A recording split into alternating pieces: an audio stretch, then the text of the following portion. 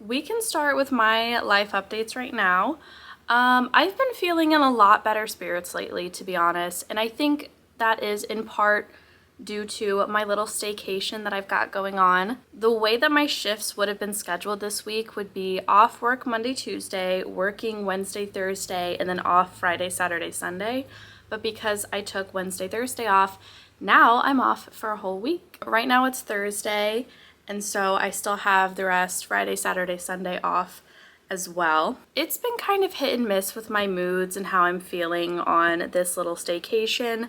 I'm really relieved that I'm not at work because we're kind of having a bit of a COVID outbreak at my job, and then also my parents are both sick with COVID.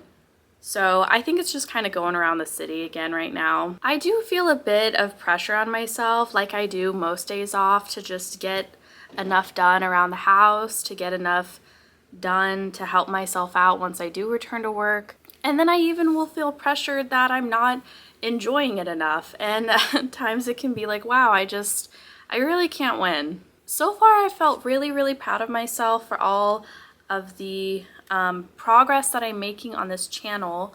Right now I'm still working on the launch phase. I'm trying to save up a lot of videos so then I can have a launch schedule that hopefully gets me an audience as quickly as possible. Everything that you're seeing right now I'm not even releasing for a while, but anyways, it's been really fun to put myself into a project. And like even last night, like I was trying to wrap up stuff that I was doing on the computer because I was working on thumbnails for like my first 3 videos, and I was, you know, it was already like 2 or 3 in the morning, and I was like, okay, yeah, like I should probably go to bed here soon, you know. I was starting to feel tired. I was already going to close what I was working on and pull up something else, and then I thought about it and I'm like, I'm not gonna even get it done because I'm too tired. So I closed it, I went to bed, and then lying in bed, I just had a really good idea for like this project that I want to do eventually about productivity and habits. And I like thought of like a whole skit in my head. So of course I had to get my phone out and write that down. And then I was thinking of good things to put in the description for one of the videos that I've already filmed. And so then I had to write all that out. And like, I'm not complaining about it at all. Like this is like great. Like I feel really excited that I have that to look forward to. And also because I haven't released anything yet, my imagination is allowed to go a little bit delulu and think that, you know, once I finally do put all this stuff out, maybe like it'll hit big right away, and that would just be really nice. And if it's not, you know, that's probably what's more likely to happen, but at least by waiting to publish something, it's not going to ruin my excitement if I start releasing stuff and it already and it's not like, you know, blasting off to the top charts or anything. It's not going to ruin my excitement if I think that my videos should have done better than what they have because I'm waiting a while to release it anyways. Bunny is like absolutely not going to leave this alone. I know she's going to jump up on the camera eventually. In other news, I am starting to film for my other channel, one of my other channels called Sarah is Strong, and that one is more health and wellness, nutrition, exercise based. And right now I'm on the documentation phase, where for the first 2 weeks I'm really not changing anything about my diet or anything that I'm doing. I'm just documenting it. So I'm tracking everything that I put in. And that has been like cool so far, I would say. I literally just started it last night, so it's kind of too soon to like, you know, get overwhelmed, but nevertheless I do get a bit too perfectionist when I'm filming stuff for that too. When I think about like the huge projects that I want to make and like the bigger videos, I do get overwhelmed, and I don't know why I do that to myself already. I don't know why I have to think so far in the future about like big, huge, like month-long projects and then get myself like concerned, or I don't know, just like fearing that I'm gonna put a lot of effort into it and then the end product is not at all what I wanted or what I had envisioned, or it feels like a waste, even though it's not. So with that, I'm gonna transition into our prompt. What secret superpowers do you have that you initially thought were weaknesses? I love this prompt because it's a bit of that, lay it down, flip it and reverse it that I love to do. Just trying to reframe my thinking and finding positive in situations that might not otherwise be so positive or might not be so obviously positive or have at least a component to it, a silver lining that makes the whole situation worth it or a little bit better. The first thing that I did that I thought was a negative but actually is kind of cool about me is how easily distracted I can get. Not only in a day by day, moment by moment, like within a conversation, but also with the hobbies that I pick up. I used to think that this could be annoying because I would get off topic really easily, or I might deviate from like what we were initially talking about. But honestly, when I talk to other people who talk like me and who can get off track and then still find a way to like relate it back to the original topic, no matter how wild the tangent is, no matter how far out it gets there, I can always follow those conversations, and I think they are way more interesting than someone sticking on the same topic and almost like lecturing the whole entire way through one single topic. I just think that it makes for a more interesting conversation to be able to deviate, to get off topic, and then it's really fun to try to find your way back in, especially if like you have these like extra layers of different conversation that you're doing, and then you have to break back through each single one to get back to the initial thought. I think that's really cool. I can relate and follow a lot better with people who can talk like I talk, and I just personally, it's just my kind of brain, it's my kind of people, and in my opinion, it works better for me. I think I can relate best with those kind of people and conversations. When it comes to different hobbies that I've picked up and have deviated from or have lost interest in, it's something that I used to be really, really, really critical of myself for doing, just because it can feel like a waste of time. It can feel like I never complete anything that I say I'm going to do. But honestly, it's not that at all.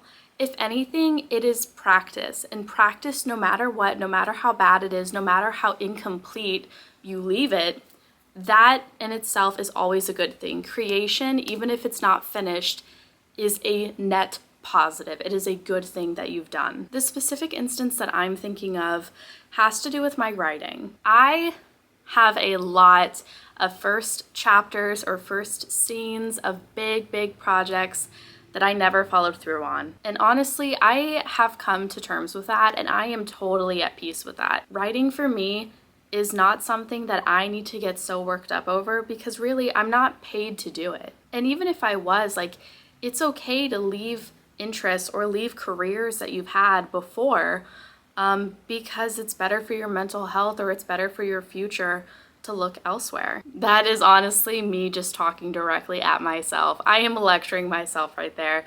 Nothing to do with you guys, but I hope when I watch this back, I listen a little better. The constant conversation, the constant topic that I always somehow bring up is my job and how I really, really want to leave it. I think I've made this joke before, but like and subscribe on that note. Help me get out of this, please. But anyways, it's okay to change your mind. Not only is it okay, it's something that can be embraced. And I think that when you think about it more pragmatically, is think about the consequence if you don't allow yourself to change your mind.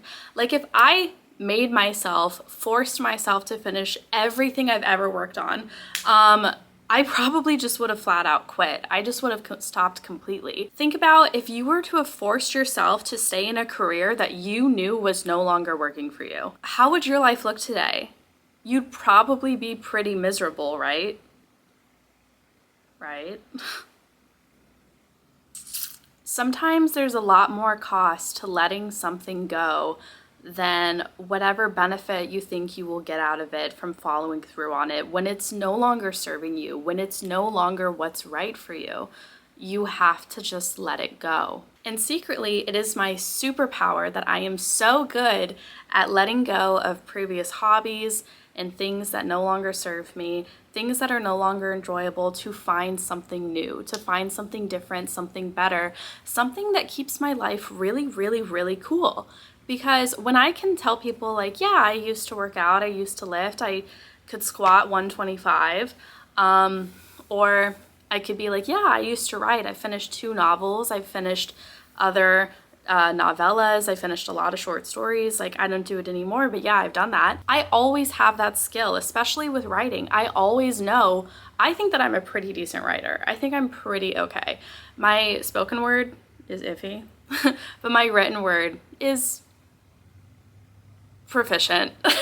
No, I'm good. I'm a good writer. I will say that with my chest. Yes, especially my opinion, obviously, I'm a great writer. I will always have that skill. I will always be able to go back into that. It's nothing that I have to force myself to do. And also, just because it's enjoyable, how do I word this? I want to say this in like a super cool way. Just because something is enjoyable does not mean it has to be profitable. Just because you're good at something, just because you enjoy something, does not mean that you have to figure out a way to make a whole business out of it. If you have this constant pressure on yourself to constantly be productive in some way or another, to constantly be improving in one way or another, and you never let yourself take a break, that is toxic. That is just workaholic. Everything in moderation, everything in doses. Too much of a good thing is a bad thing. For another secret superpower that I have that I didn't know was that for the longest time is probably my sensitivity. So it's a different day, clearly. I just didn't happen to finish filming that day. I think I got a little bit too distracted with Bunny. Usually I could be able to just finish what I was saying without issue, but today is a different day, and I have a really, really different opinion on my sensitivity today because of something that happened just yesterday. I'm going to save that for the 7th episode, though, so I can continue with what I was saying, finish this, and then move on to the 7th. And maybe this will be a good thing for me to reflect on my sensitivity in a positive light, because right now I do not appreciate it at all. I think that my sensitivity gives me an internal compass of how I should be treating others. Because I am sensitive and because I can have very strong emotional reactions to certain situations, the way people talk to me, the way people treat me, it makes me be very, very cautious of the way that I am talking and treating others. I just know that it doesn't feel right to me to talk to people in a certain way, or to, make people feel worse about themselves in the way that how people have talked to me has made me feel really bad about myself before. So coming from this perspective, I also think it helps me be a much better listener because I try really hard to understand what other people are going through. I also think it helps me be a much better writer and a really creative person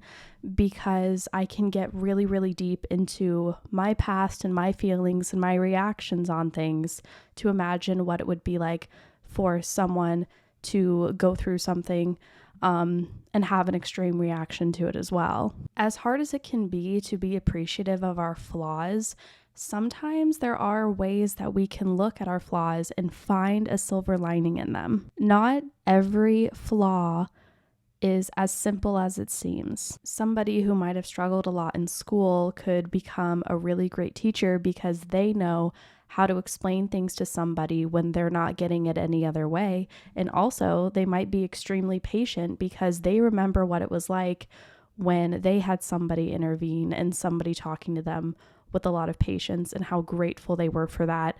Or if it's the reverse situation, they know what it was like when people lose patience with them when they were a kid, so they're not going to do that in the future. These lessons are really, really, really difficult, unfortunately. It's just not a pleasant experience when anyone has to go through a time of insecurity or a time of feeling like they don't have what they need, either within themselves or externally, to grow, to get themselves out of whatever situation they're in, whatever's bothering them. And maybe there are certain flaws in people that can't be remedied, that can't be looked at a different way.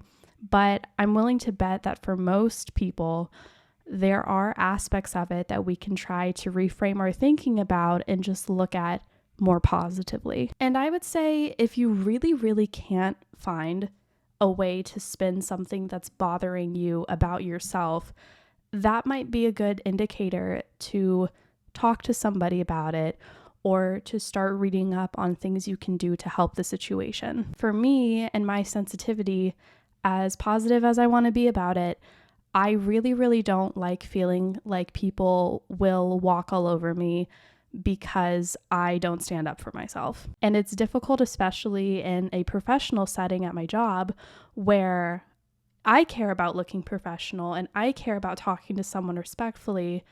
And I don't want to change anything about my reputation or my good standing by lashing out at somebody. And it's also just not in my behavior, not in my personality to do something like that. So for me, even though sensitivity has so many pros to it that, I wouldn't want to exchange for not having it at all, there are still setbacks to it. And I think that the next thing for me to learn and to tackle is how to professionally stand up for myself. And to be honest, a lot of me just doesn't want to do that. A lot of me would love to just get a different job. And honestly, that might be what it comes to later if this keeps happening, because I can only take so much disrespect. Whether I like it or not, I'm sensitive. I'm very sensitive. And if I'm surrounded by people or I'm in a workplace culture that is extremely negative and critical and allows people to be disrespectful, then that just might not be my workplace. And there's nothing I can do to fix it. Like, I can complain, I can try to stand up for myself. And there are people who I have stood up to, and I just learned very quickly that I'm wasting my breath. And with other people, I'm afraid to stand up for myself because I feel like it's definitely going to make it worse. And when I've seen other people talk to this person, it just never stops. I'm in a really difficult pickle right now, work-related, and that's something I'm going to be discussing in the next episode. Please let me know what flaws you have that are actually secret superpowers in disguise. I'm really looking forward to seeing your responses, and I'll catch you in the next episode. Bye. Help me get out of this, please.